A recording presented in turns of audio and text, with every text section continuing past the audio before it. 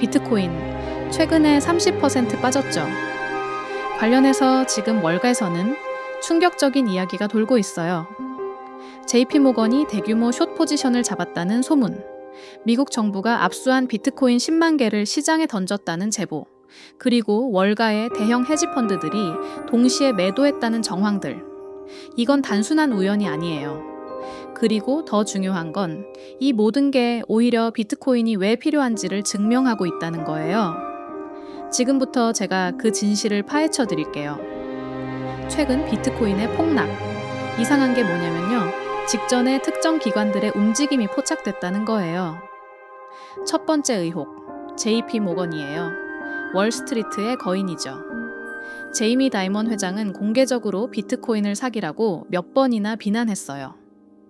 그런데 흥미로운 건 JP모건의 프라이빗 뱅킹 부서는 고액 자산가들에게 비트코인 투자 상품을 팔고 있었다는 거예요. 이게 뭐예요? 겉으로는 비난하면서 뒤로는 돈을 벌고 있었던 거죠.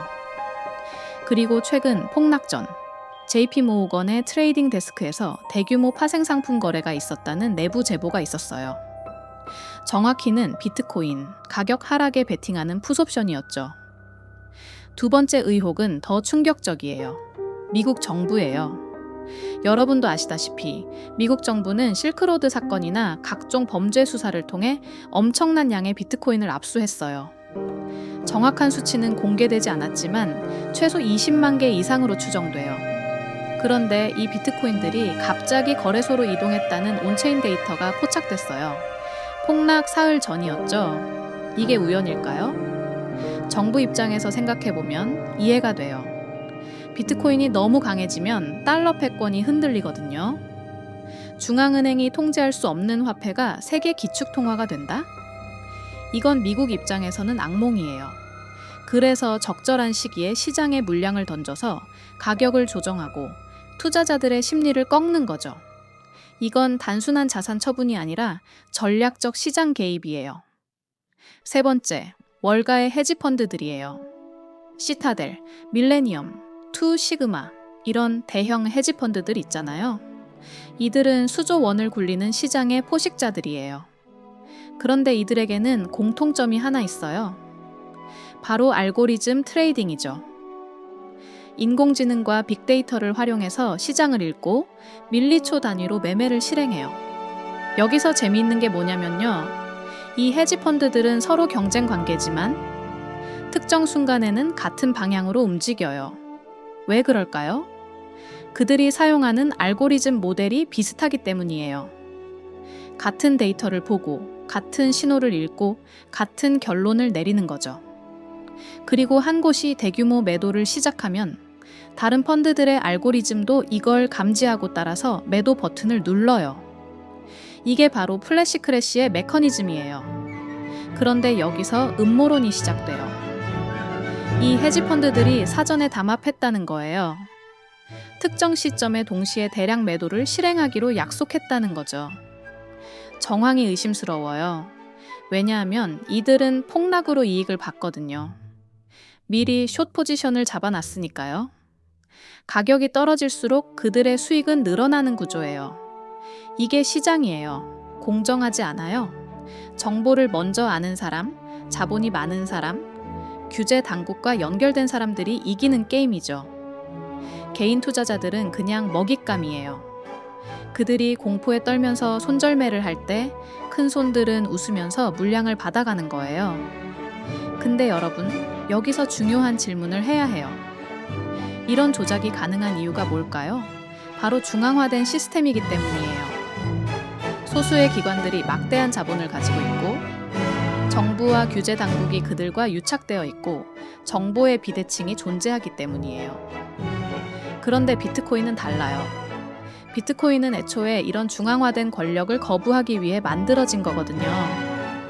2008년 금융위기 직후에 사토시 나카모토가 비트코인을 만들면서 제네시스 블록에 뭐라고 썼는지 아세요?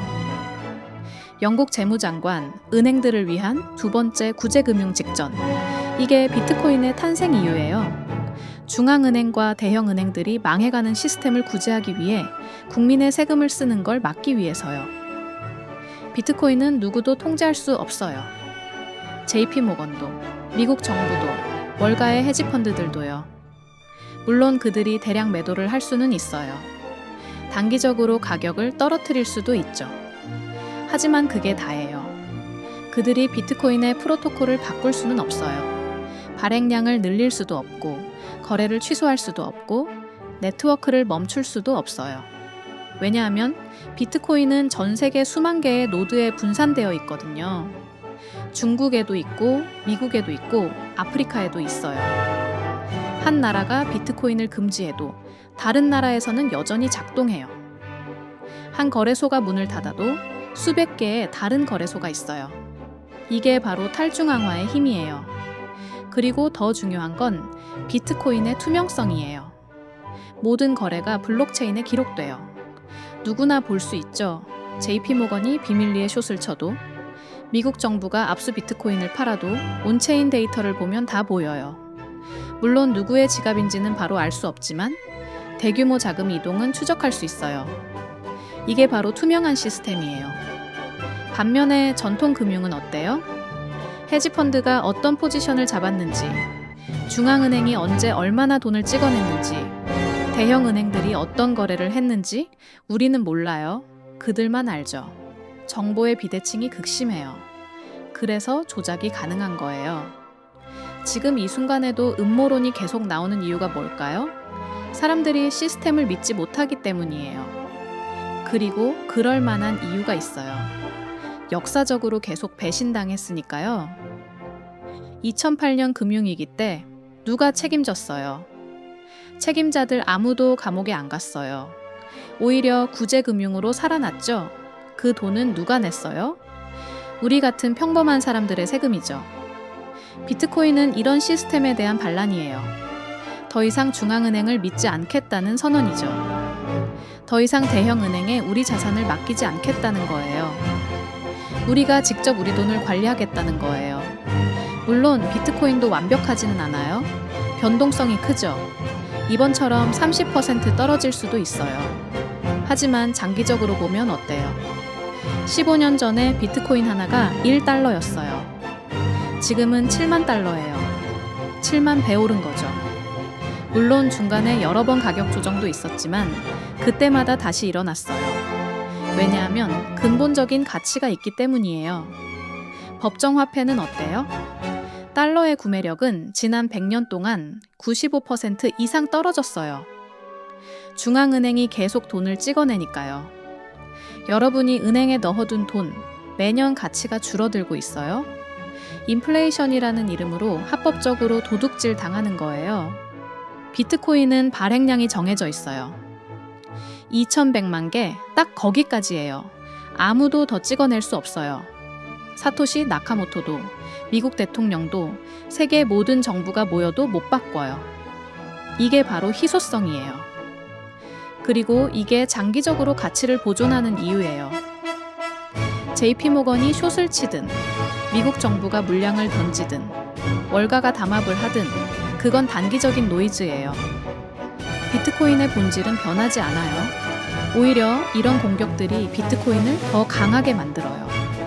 왜냐하면 매번 폭락할 때마다 약한 손들은 떨어져 나가고 비트코인의 가치를 알아본 진짜들만 남거든요. 그리고 그들이 다음 상승을 만들어요. 여러분, 음모론에 휘둘릴 필요 없어요. 그들이 조작하든 말든 우리는 우리 길을 가면 돼요. 장기적으로 보유하세요. 이건 1년, 2년의 게임이 아니에요. 10년, 20년의 게임이에요. 기존 금융 시스템을 새로운 시스템이 대체하는 과정이에요. 역사는 항상 권력자들이 새로운 기술을 억압하려 했지만 결국 기술이 이겼다는 걸 보여줘요. 인쇄기가 처음 나왔을 때 교회와 왕실이 금지하려 했지만 실패했어요. 인터넷이 나왔을 때 정부들이 통제하려 했지만 실패했죠. 비트코인도 마찬가지예요. 그들이 아무리 막으려 해도 이미 늦었어요. 전 세계 수억 명이 비트코인을 쓰고 있고 그 수는 매일 늘어나고 있어요. 그러니까 지금 가격 떨어진다고 두려워하지 마세요. 오히려 기회로 보세요. 큰 손들이 떨어뜨린 가격에 더 많이 모을 수 있는 기회죠. 그들은 단기 수익을 원하지만 우리는 장기적 자유를 원해요. 비트코인은 단순한 투자 자산이 아니에요. 금융 자유를 위한 도구예요. 중앙화된 권력으로부터의 독립선언이에요. 그리고 이건 이미 돌이킬 수 없는 흐름이 됐어요. JP 모건도 미국 정부도 월가도 이 흐름을 막을 수 없어요. 왜냐하면 이건 기술의 진화이자 인류의 선택이니까요. 음모론은 계속 나올 거예요. 하지만 그게 중요한 게 아니에요. 중요한 건 여러분이 비트코인이 정확히 뭔지 이해하고 어떤 선택을 하느냐예요. 여러분의 선택은 뭔가요? Sitting in the basement apartment I rented with you.